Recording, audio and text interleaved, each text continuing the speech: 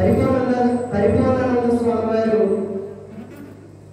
సూర్యచంద్రులందరూ కూడా ఈ భూమండలం మీద ఎలా అయితే అనునిత్యం వారి యొక్క సూర్యకాంతిని చంద్ర వెలుగుని ఎలాగైతే ప్రసాదిస్తూ ఉన్నారో ఈ కాకినాడలో వీరిద్దరూ కూడా సూర్యుడు చంద్రుడు లాంటి వారని చెప్పేసి పొగడడం అంటే చాలా అతిశయోక్తి కాదు. అంతటి మహోన్నతమైనటువంటి వ్యక్తి నేడు మన యొక్క గ్రామానికి విచ్చేసి మనందరికీ కూడా ఆ దేవదేవుడైనటువంటి ఆ కలియుగ ప్రత్యక్ష దైవం శ్రీ అలివేలు మంగ సమేతుడైనటువంటి పద్మావతి సమేతుడైనటువంటి శ్రీ వెంకటేశ్వర స్వామి వారి వైభవాన్ని మనందరికీ చెవులలో అమృతాన్ని పొయ్యడానికి ఆయన గాత్రంతో మనందరికీ కూడా ప్రవచించడానికి విచ్చేసినటువంటి శ్రీ రామచంద్రశేఖర స్వామి వారిని సాధారణంగా ఈ వేదిక మీదకి వచ్చి ఆశీర్వాదం కావాల్సిందిగా కోరుతూ వారిని సత్కరించవలసిందిగా కోరుతూ ఉన్నాం. అందరూ కూడా వెంకటరమణ గోవింద గోవింద గోవింద.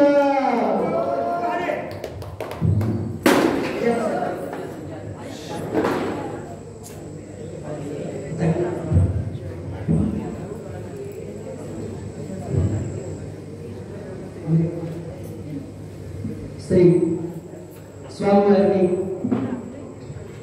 పుష్పమాలతో సత్కరించవలసిందిగా కోరుతూ ఉన్నాం.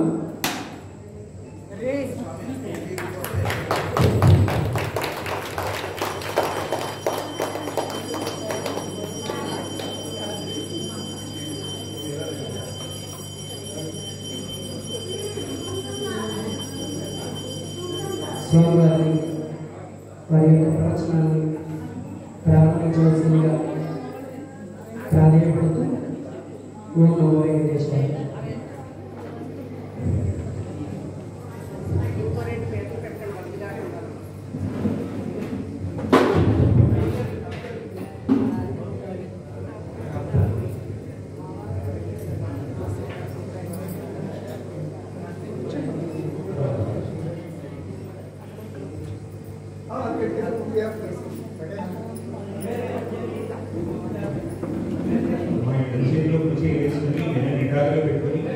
ఒకసారి ఓంకారం చేద్దాం.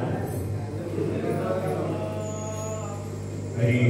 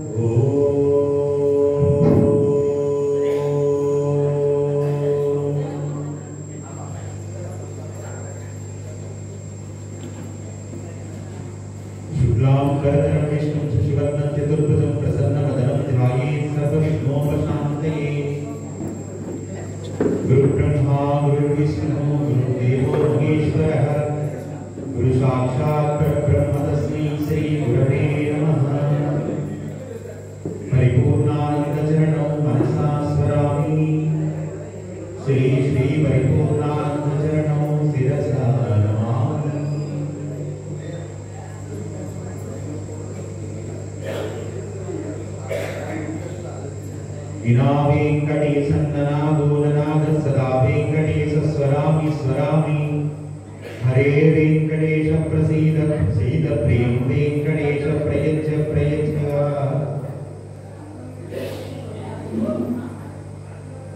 शांताकारं भुजगशयनं पद्मनाभं सुरेशं विश्वाधारं गगनसदृशं मेघवर्णं शुभांगं लक्ष्मीकान्तं कमलनयनं योगिविद्यान्नगम्यं वंदे विष्णुं भवभयहरं सर्वलोकैकनाथं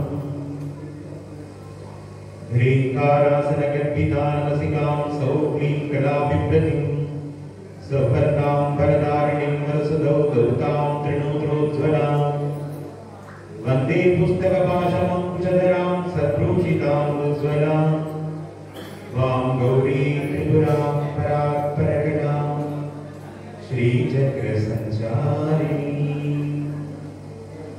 ॐ ऐं ह्रीं श्रीं श्रीमात्रे नमः ॐ ऐं ह्रीं श्रीं श्रीमात्रे नमः ॐ ऐं ह्रीं श्रीं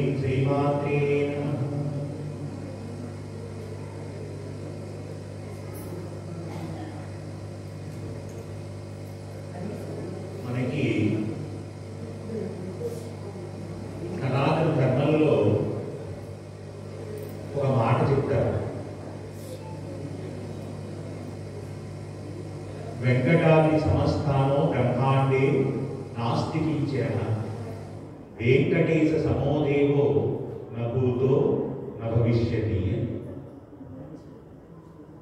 అంటే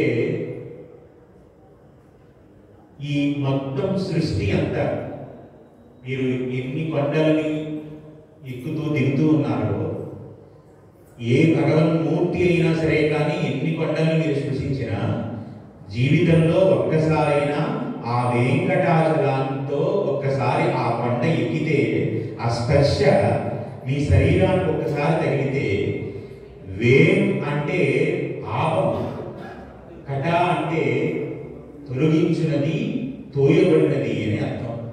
అంటే ఆ వెంకటాచల పర్వత శ్రేణుల యొక్క గాలి తగిలిన, అక్కడ ఒక్కసారి స్పృశించిన, కేవలం స్పర్శ చేత సమస్త పాపం నుంచి విడుదలగలిగినటువంటి గొప్ప శక్తి ఈ బ్రహ్మాండంలో ఎక్కడైనా ఉంది అంటే కనుక అది ఒక వెంకటాచలం సుమా అని చెప్తున్నారు. అంటే అంత గొప్ప కొండ. ఇందాక ఆ మహాదేవి శ్రీ విద్య గానం చేసినట్టు నాకంత గొప్ప గాత్రమైంది లేదు, కానీ అన్నమాచారి అంటారు, కట్టెదురా వైకుంఠము కాణ చైన కొండ తిట్టరాయ మహిమలే తిరుమల కొండ, తిరుమల కొండ. మన కట్టెదురుగా శ్రీవైకుంఠం కనపడాలంటే మనం కళ్ళు తెరిచి ఒక్కసారి శ్రీమన్నారాయణమూర్తి నివసించే ఆ వైకుంఠాన్ని ఒక్కసారి మన మనస్సులో భావన చేయాలంటే మీరు ఉదయం లేవగానేనట తిరుమల ఏదైతే ఉందో ఆ వైపు తిరిగి ఒక్కసారి తిరుమల తిరుమల తిరుమల వెంకటాచలం వెంకటాచలం వెంకటాచలం అని 3 సార్లు స్మరిస్తే చాలట ఆ కొండ ఎక్కిన ఫలం చేస్తామంట. ఎందుకని అంటే అది స్మరించిన అంత ఫలితం అన్నమాట. మీరు బాగా జ్ఞాపకం పెట్టుకోండి, లోకంలో మిగతా పుణ్యక్షేత్రములన్నీ విడితేనే ఫలం కలుగుతుంది, కానీ వెంకటాచలం అలా కాదట, తలుచుకుంటే కూడా. అందుకే చూడండి, బాగా జ్ఞాపకం పెట్టుకోండి, ఈ పవిత్రత ప్రతి కొండకి ప్రతి దానికి ఉండదు. నదులలో గంగమ్మకు ఉంటుంది, కొండలలో వెంకటాచలానికి. మీకు అర్థమవుతుందా? అందుకే స్నానం చేసేటప్పుడు సంకల్పం చేయండి, సంకల్పం చేయండి అంటారు. ఏంటి సంకల్పం అంటే? ఒకవేళ ఏ సంకల్పము రాకపోతే కనుక ఏమన్నా తెలుసా, గంగా యమున సరస్వతి నదులు మూడింటిని ఆ 3 జ్ఞాపకానికి రాలేకపోతే గంగా గంగా గంగా అన్నారు. మీరు సనాతన ధర్మంలో ఒకటి బాగా జ్ఞాపకం పెట్టుకోండి, పవిత్రమైనటువంటి ప్రతి వస్తువుని అమ్మా అమ్మా అమ్మా అని పిలవడం హిందూ సనాతన ధర్మంలో ఒక సాంప్రదాయం. అమ్మా అనే మాట ఎక్కడ మీరు వాడుతున్నా ఇక దానిని మీరు దేనితోని సమానంగా చూడలేరు, అది అన్నిటికంటే గొప్పదని గుర్తు. అందుకే మనకి అక్షరాభ్యాసం చేయిస్తే ఏమంటారో తెలుసా? ఆ అంటే అమ్మా. అక్షరాభ్యాసం రోజున ఆ అంటే అమ్మా అని ఎందుకు అనిపించారో తెలుసా అండి? లోకంలో అమ్మను మించిన దైవం లేదు. అది మీకు నాకు కాదు, సాక్షాత్తు శ్రీ వెంకటేశ్వర స్వామి వారి కూడా అసలు ఆయన అవతారానికి వెనకాల ఏమిటి ఉంది విశేషం అంటే, అదేదో ఆయన కుబేరుడి దగ్గర అప్పుడు తీసుకున్నాం, మన అందరి దగ్గర తల్లిలాగా తీసుకోవడానికి రాలేదు. ఆయన వాళ్ళ అమ్మకి మాటించాడు. ఎవరికి అంటే ద్వాపర యుగంలో తనను పెంచినటువంటి యశోదామాతకి వరమించాడనమాట. అమ్మా, నాకు వేడుక పుట్టే నీ సుతునిగా వర్తింపగా అని అంటాడు ఆయన. అమ్మా, నీ కడుపులో పుట్టి గర్భవాసం చేసి నేను అమ్మా అన్న పిలుపు నిన్ను పిలవాలని ఉందమ్మా అని 3 సార్లు మహానుభావుడు తనంతట తాను పుట్టాడు. అసలు పుట్టుక ఎత్తవలసిన అవసరం లేనటువంటి పరమాత్మ అమ్మకి ఇచ్చిన మాట కోసం, అమ్మ ప్రేమ కోసం 7 కొండలు దిగి భక్తుల కోసం కావడం కాదంటే, అసలు వైకుంఠం దగ్గర నుంచి కదిలి వచ్చింది ఎవరి కోసం అంటే అమ్మా అన్న పదానికి అంత గౌరవించేసాడు. మీకు అర్థమవుతుంది? అందుకే కన్న తల్లిని మీరు ఎంత గౌరవిస్తున్నారో మీరు అంత ఎత్తుకెళ్తారండి. జీవితంలో మీరు బాగా తెలుసుకోవాల్సింది ఏమిటంటే, ముందు మీరు భగవంతుడిని ఎంత స్మరించారో కాదు, మీ కళ్ళెదురుకుండా ఉండేటువంటి ప్రత్యక్ష దైవం తల్లి తండ్రి. ఆ ఆ తల్లిదండ్రులను మీరు ఎంత గౌరవిస్తారో, ఎంత పూజిస్తారో భగవంతుని యొక్క అనుగ్రహానికి అంత పాత్రలు ఉంటారు. ఇది సనాతన ధర్మంలో. అందుకే పవిత్రమైనటువంటి ప్రతి వస్తువుని, అన్న తల్లినే కాదండి, అమ్మ అని పిలవడం, ప్రతి వస్తువుని అమ్మా అమ్మా అమ్మా అమ్మా అని పిలిపించారు. మీరు బాగా జ్ఞాపకం పెట్టుకోండి, మీకు ఎరుకలకు వచ్చిందో లేదో తెలియదు కానీ అమ్మా అన్న మంత్రము ఎంత గొప్పదంటే లలితా సహస్రనామంలో ఆవిడ్ని 1000 నామాలతో పిలిచారు. సాంప్రదాయేశ్వరి సాధ్వి గురు మండల రూపిణి, ఎన్ని నామాలు పెట్టి పిలిచినా చిట్ట చివరి అమ్మవారిని అడిగితే అమ్మవారి అంతట ఇన్ని పేర్లు పెట్టారు కదా, రాజరాజేశ్వరి, రాజ్యదాయిని, రాజ్యవల్లభ, ఇన్ని పేర్లు పిలుస్తున్నా ఆవిడకి ఇష్టమైన నామం ఏంటో తెలుసా? శ్రీమాత, శ్రీమాతే నమః, శ్రీమాతే. లలితా సహస్రనామం అంతా రాకపోతే ఏమన్నారు? ఓం ఐం హ్రీం శ్రీం. ఒకళ్ళ బీజాక్షరం పఠించేటువంటి శౌచం మీ దగ్గర లేకపోతే ఓం శ్రీమాత్రే నమః, శ్రీమాత్రే నమః, మీకు సహస్రనామం పఠించే ఫలం. అంటే అమ్మా అన్న పిలుపు అన్ని మంత్రాల కంటే గొప్పది సుమా. అందుకే పద్యకారుడు ఏమని చెప్తాడో తెలుసా? అమ్మా అయ్య అటంచు నేను ఎవరిని అన్నచివా, నిన్నే అనుచుని. సనాతన ధర్మంలో అందుకే ఎవరిని పిలిచినా అమ్మా ఇలా తీసుకురండి, అమ్మా ఇలా రండి అంటారు తప్ప ఎలా పెడితే అలా మాట్లాడటానికి లేదు. మీరు ఇంకా జ్ఞాపకం పెట్టుకుంటే, అందుకే మనకి సనాతన ధర్మంలో ఒక మాలధారణ చేస్తే భార్యను కూడా ఏమని పిలుస్తారు తెలుసా? మాత అని పిలుస్తారు. అంటే గౌరవ సూచన. మీకు అర్థమవుతుందా? పరమ పవిత్రమైనటువంటి ప్రతి వస్తువుని కూడా అమ్మా అమ్మా అమ్మా అని పిలవడంలో ఈ సనాతన ధర్మం యొక్క గొప్పతనం బయటకు వస్తుంది. ఇప్పుడు శ్రీమాత అన్న పదం అంత శక్తివంతమైతే అసలు శ్రీమాత అన్న పదానికి యొక్క పర్యాయ పదాలే మిగతా 999 నామాలు కూడా. ఒక్క శ్రీమాత అన్న పదాన్ని మీరు నిజంగా అర్థం చేస్తే లలితా సహస్రనామం అంతా తెలిసిపోయింది. ఎందుకని? ఆవిడ ఇన్ని లోకాల్ని పాలించేటువంటి తల్లైనా ఆవిడ లోకాలన్నింటికి మాత్రం అమ్మయే. అందుకే ఆవిడ ఒక జిల్లా కలెక్టర్ ఉన్నారనుకోండి, మొత్తం రాష్ట్రానికి అంతటికి లేదా జిల్లాకి అంతటికి కలెక్టర్, కానీ తన బిడ్డలకి ఎవరావిడ? తల్లి. అందుకని మనందరం చేతులు పెట్టుకుని నమస్కారం చేస్తాం, కానీ కలెక్టర్ గారు ఉపయోగించాడంటే నమస్కారం చేస్తాడా? గబగబా పెట్టి ఒళ్ళు కూర్చుంటాడు, అమ్మా అంటాడు, పొంగిపోతుంది, దగ్గర తీసుకుంటాడు. ఆవిడ సమస్త బ్రహ్మాండముని తన కలుసంగమై అందించి సృష్టి స్థితి లయ తిరోధమ అనేటువంటి ఈ పంచకృత్యములు చేసి ఆవిడ తనలో కలుపుకోగలిగిన శక్తి స్వరూపిణి అయిన ఉన్మేష నిషోత్పన్న విపన్న భువనావళి అని పేరావిడి లలితా సహస్రనామం. ఆవిడ కన్ను పైకి ఇలా ఎత్తితే సృష్టి జరుగుతుందట, ఆ కనురెప్ప కిందకి ఇలా దించిందా ప్రళయం చేసి. ఈ సమస్త బ్రహ్మాండములన్నీ ఎవరి చేత పోషింపబడుతున్నాయి? ఆ కేవలం అమ్మా అనేటువంటి ఆ నామము చేత.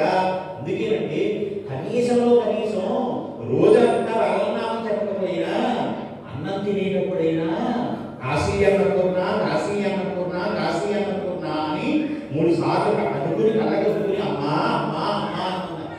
ఎందుకని? ఆవిడ పొంగిపోతుంటే మీకోసమని తన శరీరాన్నంతటినీ కూడా వేడిగా ఉండేటువంటి ఆ వేడిలో ఉడికించి మీకు అన్న పదార్థంగా ఆవిడ తయారై వచ్చి మీ కక్షలో అలా కనబడిన వెంటనే మీకు కృతజ్ఞత ఎందుకు ఒక్కసారిగా చేతులెత్తి నమస్కారం చేసి ఇది ఉత్తరాభోజనం చేస్తూ నమస్కారం చేసినటువంటి బ్రాహ్మణోత్తముడు తిన్నటువంటి భోజనం అది అందరూ తినేటువంటి భోజనం లాంటి భోజనం కాదు, అది యజ్ఞంలో వేసినటువంటి హవిస్సు లాంటిది సుమా. అహం వైశ్వానరో భూత్వా ప్రాణినాం దేహమాశ్రితాః ప్రాణాపాన సమాయుక్తాం కచమ్యన్నాం చతుర్విధాం అన్నాడు. ఒక్కడే ఉన్నాడు వైశ్వానరుడు అనేటువంటి పేరుతో మహానుభావుడు. కాబట్టి ఆయన వేస్తున్నటువంటి హవిస్సు సుమా. అందుకే కనీసంలో కనీసం మిగతా వాళ్ళందరూ ఆ అన్నపూర్ణేశ్వరి అమ్మవారిని జ్ఞాపకం పెట్టుకుని 3 సార్లు ఆ తల్లిని తలుచుకుని కళ్ళగొద్దుతున్నారు.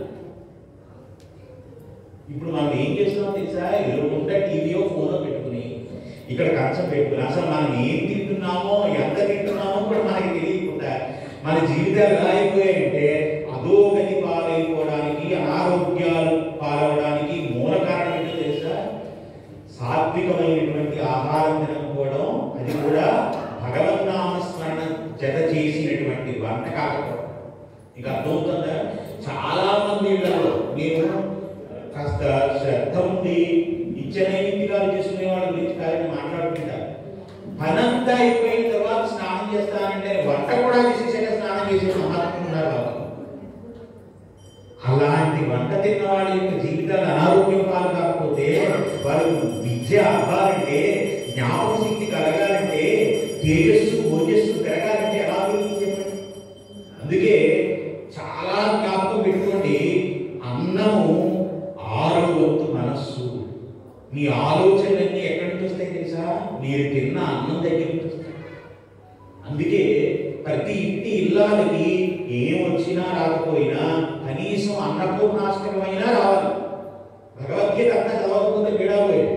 కనీసం నిత్యానందనకరి, వరాభయకరి, సౌందర్యరత్నాకరి, విద్యుద్భాగ్య గౌరవావనకరి, ప్రత్యక్ష మాహేశ్వరి, కాళేయాంచల వంశపావనకరి, కాశీపురాధీశ్వరి, విక్షాంతే కృపావలంబనకరి శ్రీ మాతా అన్నపూర్ణేశ్వరి అని కనీసం ఒక్క శ్లోకమైనా నేర్చుకుని మహానుభావులు రాజశేఖరాచార్య గారు అంటారు, అన్నపూర్ణ సదాపూర్ణ శంకర ప్రాణవల్లభ జ్ఞాన వైరాగ్య సిద్ధ్యర్థం. మేము భోజనం చేస్తాం దేనికోసం తెలుసా? కేవలం శరీర పోషణ కోసం కాదు.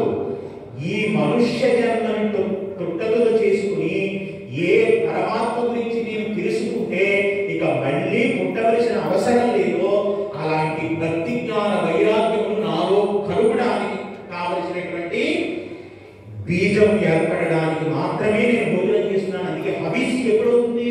ఈ భావనతో ఆనందంగా ఫోన్ ఇలా ఇలా ఇలా ఇలా పెట్టుకుని ఏం తింటున్నామో తెలియని వాడి కదా హబీస్ ఎలా అవుతుంది? అసలు అది మీరు తినేది అన్నమో ఇంకోటో కూడా తెలియనటువంటి దుస్థితికి నేటి తరం పాడైపోతుంది. అందుకే ప్రవచనాలు వినాల్సింది 70-80 వచ్చేసి ఇంకెటు కథలు లేని వారు కానీ ప్రవచనాలు కావాల్సింది. వివాహం చేసుకునే పూర్వమే పెద్దలు చెప్తున్నటువంటి మాటలు వింటే అసలు మన సనాతన ధర్మంలో వివాహ వ్యవస్థకి ఒక స్త్రీ ఏ మార్పు మారితే సమాజం అంతా మారుతుందో ఆడదాని మార్పు మొత్తం లోకమంతా మారడానికి మూలకారణం. మీకు అర్థమవుతుందా? ఎందుకంటే స్త్రీయే కన్నదలు, స్త్రీయే ఇల్లాలవుతుంది. ఒక స్త్రీయే రెంటిలని కూడా ఉద్ధరింపజేస్తాడు. పుట్టింటిని ఇటు అత్తింటిని కూడా ఉద్ధరింపజేయగలిగినటువంటి శక్తి ఆడదానికి ఉంది.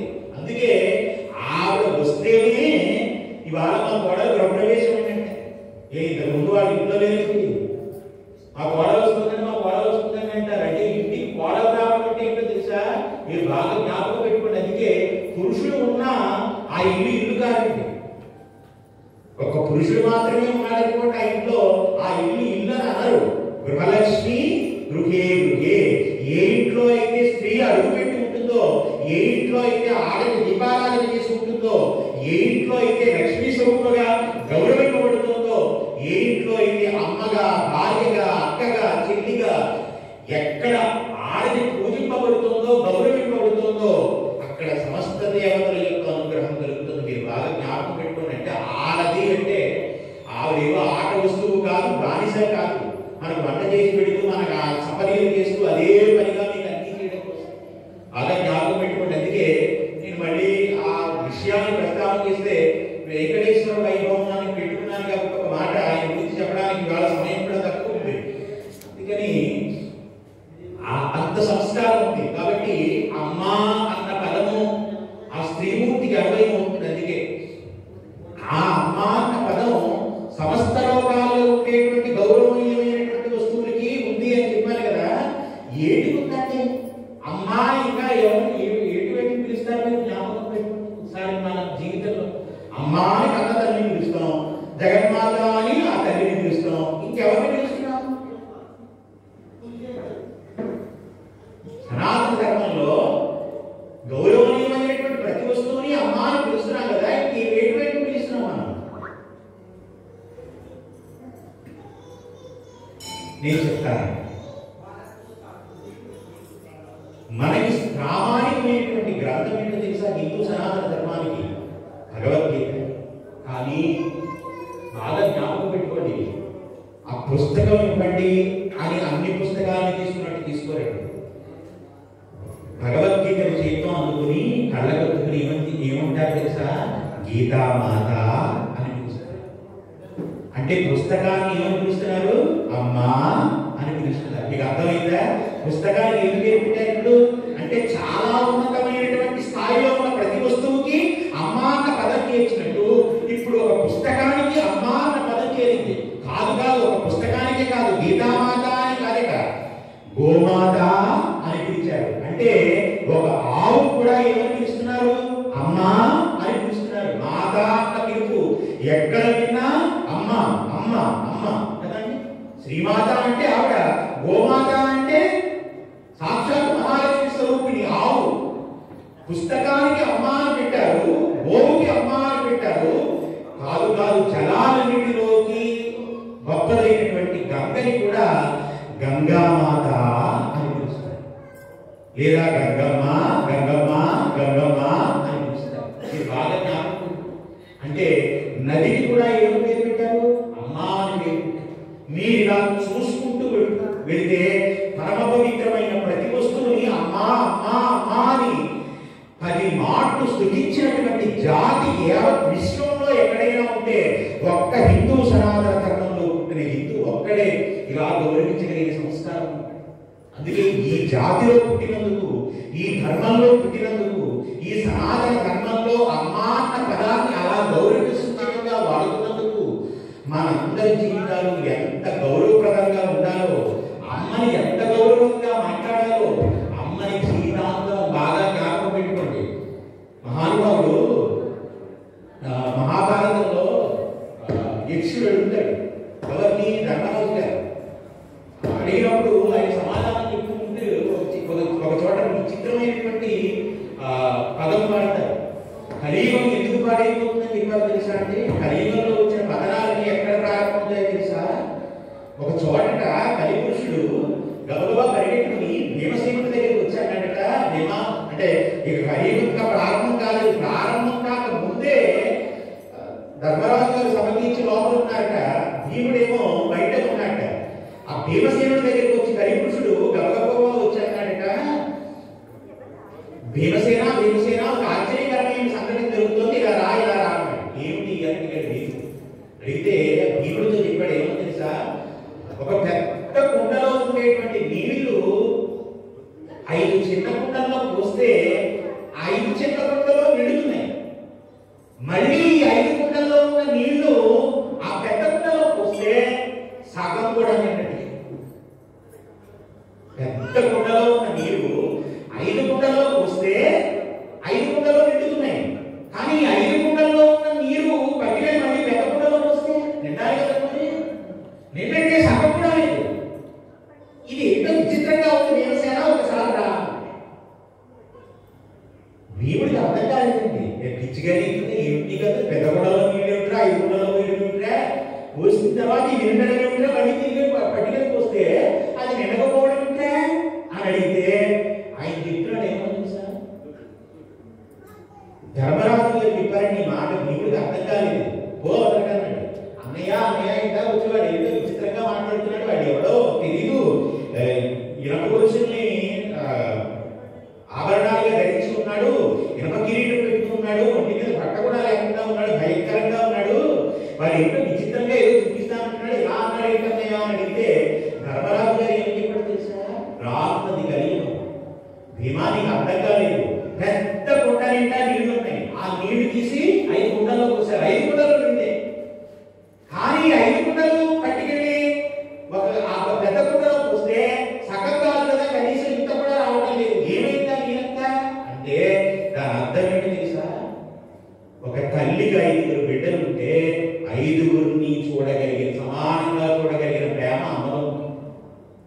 ఒక తల్లికి 5 బిడ్డలుంటే ఆ పెద్ద కుండలో నీళ్లు 5 కుండల్లోని సమానంగా వచ్చి చేరాయి. కానీ ఈ 5 కుండలు కలిసి పోసిన తల్లిని మాత్రం చూడరు, అంటే నిండరు. మీకు అర్థమైందని చెప్పింది. 5 కుండల్లో ఉన్న నీరు బయటికి పెద్ద కుండలో వస్తే పెద్ద కుండ ఇంత కూడా నిండలేదు. అంటే 5గురు ఏం చేస్తారు తెలుసా? మాకు కుదరదండి, మాకు కుదరదండి, మా ఆవిడకి కుదరట్లేదు, మాకు ఆఫీస్ ఉంది కదా అనవాళ్ళు. లేదు లేదు, అమ్మ దగ్గరకు వచ్చేసరికి, తండ్రి దగ్గరకు వచ్చేసరికి వంతులు వేసుకుని వారాలు వేసుకుని తల్లిదండ్రులు చూడనటువంటి జీవులు ప్రాణులు ఎక్కువైపోతాయిరా. బిడ్డని ఎంత ప్రేమతో తల్లి పెంచినా ఆ తల్లిని చూడడం అవసర సమయం వచ్చేసరికి తల్లిని చూడడానికి ఇష్టపడేటువంటి దౌర్భాగ్యవంతమైనటువంటి బిడ్డలు కలియుగంలో బయలుదేరుతారు. ఇది చెప్పడానికి కనిపించడం ఏం చేశాడో తెలుసా? పెద్ద కుండలో నీళ్లు 5 కుండలోకి వస్తే నిండుతున్నాయి, 5 కుండలోకి వచ్చినటువంటి నీళ్లు పెద్ద కుండలో నిండట్లేదు. ఇది కలియుగం. పతనం ఎక్కడ ప్రారంభమైంది? ఎక్కడ తల్లిదండ్రుల్ని అనాథాశ్రమాల్లో పెడుతున్నారో, ఎక్కడ తల్లిదండ్రుల్ని మా తల్లిదండ్రులను చెప్పుకోవడానికి నామోషి అవుతున్నారో, అమ్మని అమ్మా అని పిలవడం పోయి మమ్మీ మమ్మీ మమ్మీ అని పిలిచే దిక్కుమారి చదువులు ఎక్కువైపోయాయో, అలాంటి చోట ఎక్కడైతే ఉందో అక్కడి నుంచి ప్రభావం ప్రారంభం. మీరు బాగా జ్ఞాపకం పెట్టు. ఎందుకో తెలుసా? అసలు కన్న తల్లిని అమ్మా అమ్మా అమ్మా అని పిలిస్తేట అమ్మ యొక్క ఆయుష్ పెరుగుతుందట. అమ్మ ఆయుష్ పెరిగితే ఎవరికంటే లాభం? అమ్మ ఎన్నాళ్ళు జీవించి ఉంటే అన్నాళ్ళు బిడ్డలు సౌఖ్యమే కోరుతుంది. అమ్మకి ఇంకా కోరికలే లేదు. లోకల్లో అమ్మ కోరుకునే కోరిక ఏంటి తెలుసా? నా కడుపున పుట్టిన బిడ్డ ఎప్పుడు చల్లగా ఉండాలని కోరుకోవడం తప్ప శాపమే ఇవ్వడం తెలియనటువంటి ఏకైక ప్రాణి ప్రపంచ కథల్లో ఎక్కడైనా ఉంటే మీ దగ్గర నుంచి ఏమీ ఆశించకుండా అమ్మా అన్న ఒక పిలుపు కట్టుబడి తాను జీవించి ఉన్నంత కాలము తన బిడ్డల గురించి ఆలోచించగలిగిన ఏకైక పుణ్యమూర్తి ప్రపంచ పటంలో ఎక్కడైనా ఉంటే అది ఒక్క అమ్మ తప్ప ఇంకెవ్వరు కాదు కాదు కాదు. శాస్త్రం చెప్తున్నమాట. అందుకే లోకంలో చెడ్డైనటువంటి బిడ్డలు ఉంటారు, చెడు అయినటువంటి భర్త ఉంటాడు, చెడైనటువంటి సంబంధములు వింటారు, చెడులు అక్కలు ఇలాంటి స్వార్థపరులు అందరూ ఉంటారు. కానీ మా తల్లి చెడ్డదండని చెప్పినటువంటి బిడ్డలు ప్రపంచంలో ఎక్కడ ఉంటారు? యాదేవి సర్వభూతేషు మాతృరూపేణ సంస్థిత నమస్తస్యై నమస్తస్యై నమస్తస్యై నమో నమః. మీకు అర్థమవుతుందని నేను చెప్తుంది. అంటే ఈ సమస్త బ్రహ్మాండంలోని అమ్మ అన్న పిలుపు మీరు పిలుస్తుంటే అది మీ అమ్మని పిలుస్తున్నట్టు కాదు. ఎవరిని పిలుస్తున్నట్టు? ఈశానాం జగదోస్య వెంకటపతే విష్ణుం పరాం ప్రేయసిం తత్పక్షస్థల నిత్యవాస రసికాం తక్షాంతి సంపత్తిని పద్మాలంకృతపాణి వల్లవియుగాం పద్మాసనస్థాం సదాం వాత్సల్యాది గుణోజ్వలాం భగవతిం వందే జగన్మాతరాం అని స్తుతించుకున్న తల్లి భగవన్నారాయణామి మతానురూప స్వరూప రూప గుణ విభవ ఐశ్వర్యశీలాది అనవాదికస్య అసంఖ్యాయ కళ్యాణ గుణగణాం పద్మవనాలయాం భగవతిం శ్రియం దేవి నిత్యానపాయని నిరవధ్యాం దేవదేవ దివ్య మహిషి అగ్ర జగన్మాతరాం అస్మన్నాదరాం అశరణ్య శరణ్యం అనన్య శరణం శరణమహా ప్రపత్తి అని గద్దె తెప్పించుకున్న తల్లి ఆ జగన్మాత అన్ని జీవరాశులతోని తానే ఉండలేక తానే ఒక అమ్మగా పరిణితి చెంది పరిపక్వత చెంది మార్పు చెంది మీ అమ్మగా కనబడుతోందిరా. మీ అమ్మ ఎవరో కాదు, ఆ జగన్మాతయే. అందుకని మీ అమ్మ కాయని నమస్కారం చేస్తే ఈ సమస్త బ్రహ్మాండంలో ఉండేటువంటి ఆ జగన్మాత ఏ మణిద్వీపంలో ఉందో ఆ తల్లికి మీరు నమస్కారం చేసినట్టే. మీకు అర్థమవుతుంది అమ్మని చెప్తుంది. అంత గొప్పది అమ్మ ఆశీర్వచనం. 33 కోట్ల మంది ముక్కోటి ఏకాదశి అని కదా ఈ ఏకాదశి పేరు. 33 కోట్ల మంది దేవతల యొక్క అనుగ్రహం ఒక ఎత్తు, కన్న తల్లి ఆశీర్వచనం ఒక ఎత్తు. దేవత ఆశీర్వచనం గొప్పదా, కన్న తల్లి ఆశీర్వచనం గొప్పదా అంటే ఖచ్చితంగా చెప్తున్నాను, తల్లి ఆశీర్వచనమే గొప్పది. మీరు కాశీ 1000 సార్లు మీరు గంగా స్నానం చేస్తే వచ్చే ఫలం తల్లికి ఒక్కసారి ప్రదక్షిణ నమస్కారం చేస్తే వస్తుందని చెప్పిందండి సనాతన ధర్మం. మాతృదేవో భవ. అసలు తల్లిని తల్లిగా గుర్తించలేనటువంటి వాడు ఎన్ని పుణ్యకార్యాలు చేసినా, ఎన్ని మనకి ఇతిహాసాలు విన్నా, మీరు ఎన్ని చాపట్టిన లోకంలో పూజ పురస్కారాలు యజ్ఞాలు హోమాలు ఏవైతే ఉన్నాయో మీరు ఆ కర్మానుష్ఠానం ఎన్ని చేసినా అమ్మని అమ్మాని పిలిచి గౌరవించలేని మీ జన్మ కూడా. అదేమిట్రా వెంకటేశ్వర వైభవం అన్నావు, నువ్వేంటి మాతృవైభవం ఏదో చెప్తున్నట్టున్నా, నీకు అసలు టాపిక్ గుర్తుందా అన్నట్టు చూస్తున్నాను. అమ్మగా వెంకటేశ్వర వైభవం అంతా ఎక్కడుందో తెలుసా? తల్లిలో.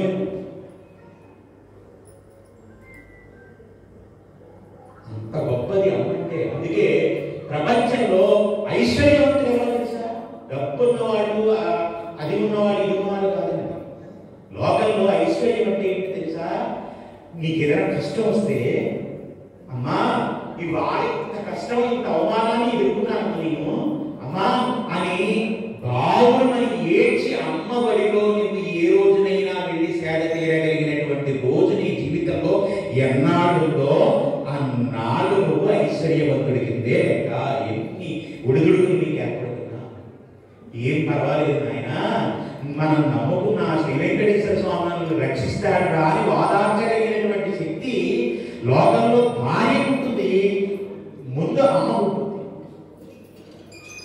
మీరు బాగా జ్ఞాపకం పెట్టుకోండి. ఈ ఓదార్పు ఏ పురుషుడికైతే దక్కుతుందో వాడు ఎంత కింద పడిపోయినా మళ్ళీ తిరిగి పూర్వస్థితిని పొందగలుగుతాడు. తల్లి కానీ భార్య కానీ ఇలాంటి స్థితిలో లేనటువంటి వారికి పడిపోయిన వారు మళ్ళీ ఎదగడం అనేటువంటిది ఉండదు. ఎందుకని తల్లి ఆశీర్వచనం సమస్త దేవతల యొక్క ఆశీర్వచనం. అందుకే మీరు జ్ఞాపకం పెట్టుకోండి, లోకంలో పుణ్యస్త్రీ అయినా భర్త లేకపోయినా ఎదురు రాగలిగిన శక్తి ప్రపంచంలో మీరు ఆవిడ జీవించి ఉన్నంత కాలము ఒక్క తల్లికే ఉంటుంది బిడ్డకి ఎదుర్చే హక్కు. గుర్తుపెట్టుకోండి, భార్య మీద ఈ మధ్య తెలియక మా ఆవిడ చేసుకున్న నుంచి కలిసి వచ్చేసిందండి నాకంటని భార్య రమ్మంలో ఎదురు రమ్మంలో చేసినా తప్ప అసలు తల్లి బ్రతుకుండగా ఎప్పుడు బిడ్డకి తల్లి ఎదురు పంపించింది.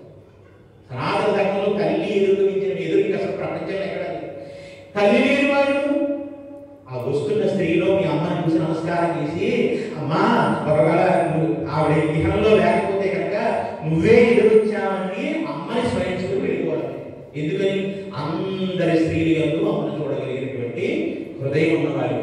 మీకు అర్థమవుతుందా? అమ్మ అంటే అంత గొప్పది. అందుకే బిడ్డలు ఎంతకాలం అమ్మ అమ్మ అమ్మ అని పిలుస్తారో అమ్మకు ఆయుర్భాయం పెరుగుతుంది.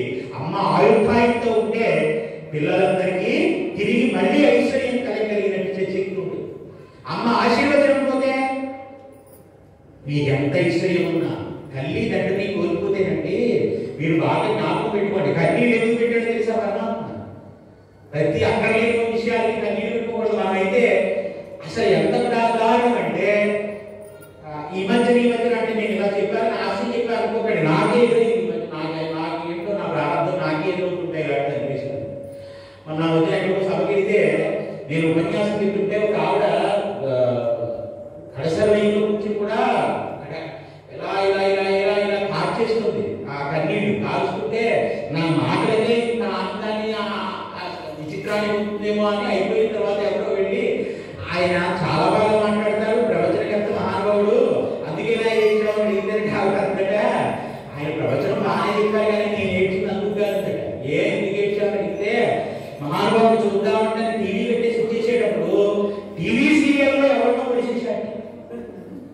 ఈవిడ అక్కడ చూసేసింది, ఇక్కడ వచ్చి ఏడ్చింది. నేను ఆశ చెప్పాను అనుకోకండి, ఆవిడ చెప్పి తప్ప నేను ప్రసంగం కోసం ఎలా లేదు, ఆవిడ పొడి చేసి అడిగితే ఇక్కడ వచ్చి ఏడ్చింది. అంటే ఇంట్లో ఆడవాళ్ళు ఎలా ఉన్నారో మీరు ఆలోచించండి. అంటే అందరినీ ఉద్దేశించి మాట్లాడటం లేదు సుమా. అంటే కలిపురుష ప్రభావం ఎలాంటి ప్రభావాన్ని చూపించాలో అన్ని రకాలుగా ఈ కలి అంత నివృత్తి కలిగినటువంటి స్థితిలో మనుష్యులను ఎలా గ్రాహ్యంలోకి నెడుతుందో మనకి చూడటానికి కూడా అర్థమైంది అనమాట. నేను ఆశ్చర్యపోయిన చెప్పిన సమాధానం అంటే మనం వినడానికి వస్తున్నా మన దృష్టి ఎక్కడ ఉంటుంది? ఎక్కడో జరిగిపోయిన వాటి మీద ఉంటుందంటే మన మనసు దేని మీద అర్థం చేస్తున్నాం ఎక్కువగా. వచ్చింది దేవాలయానికి, వింటోంది మహాస్వామి గారి శిష్యులు చెప్తున్న ప్రసంగం, కానీ ఏడు ఎక్కడి నుంచి వస్తుంది? అక్కడ నుంచి వస్తుంది. ఇది జన్మాంతర వాస్తవం. మీకు అర్థమవుతుందా? అందుకే ఏమంటారు తెలుసా? అలల చంచలమైన ఆత్మలందుండ నీ కలవ